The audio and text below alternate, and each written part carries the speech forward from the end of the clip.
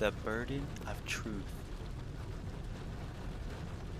Rachel noticed the change on a Tuesday, or rather, her mailman did, when he knocked on her door instead of leaving the usual stack of bills and catalogs in her mailbox.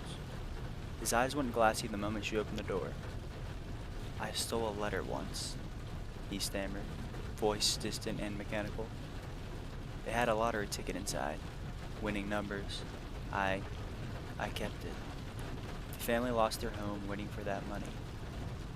Then he blinked, handed her the mail with a cheerful, "Have a nice day," and walked away, listening. Rachel spent the next 4 hours dry heaving in her bathroom. By Friday, she had collected 37 confessions. The checkout girl admitted to stealing from her disabled mother's savings.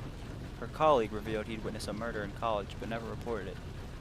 Her neighbor confessed to burying her stillborn baby in the garden 20 years ago, telling everyone she lost it at the hospital. Each confession followed the same pattern: eye contact, that unsettling glazed look, and then the unstoppable flood of truth. Afterward, they'd snap back to normal, completely unaware of what they'd revealed. Only Rachel remembered. Only Rachel carried their sins. She experimented with sunglasses, but the confessions came anyway.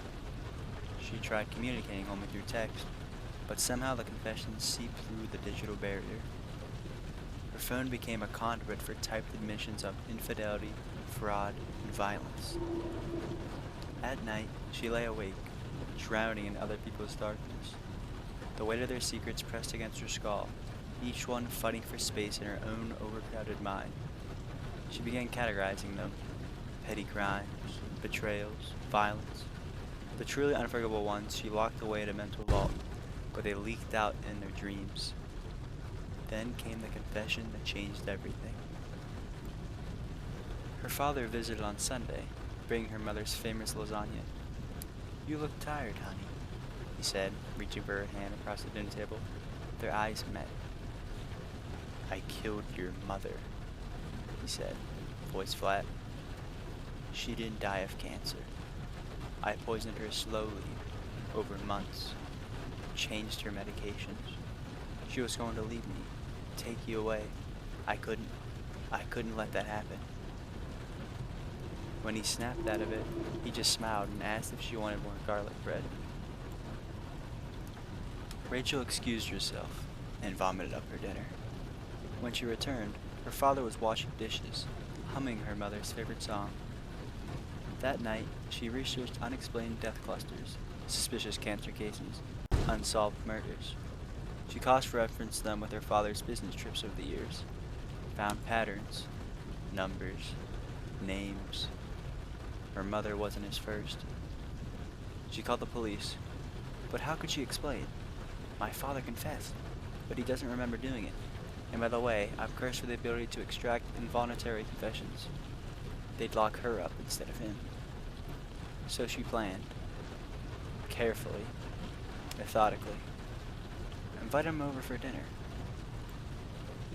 "I made Mom's recipe," she said, watching him eat.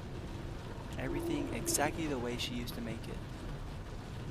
His eyes widened slightly at the bitter almond aftertaste, but by then it was too late. As he lay dying on her dinner room floor, Rachel knelt beside him, maintaining eye contact. "Confess," she whispered. "Confess them all." And he did.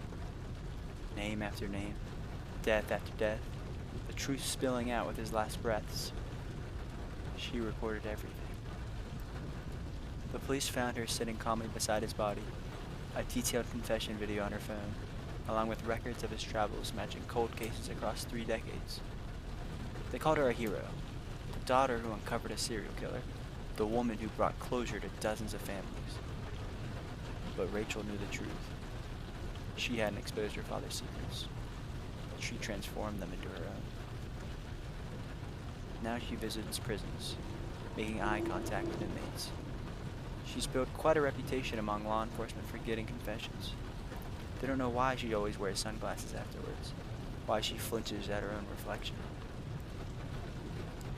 They don't know that each confession adds another voice to the chorus in her head, another shadow to the darkness behind her eyes.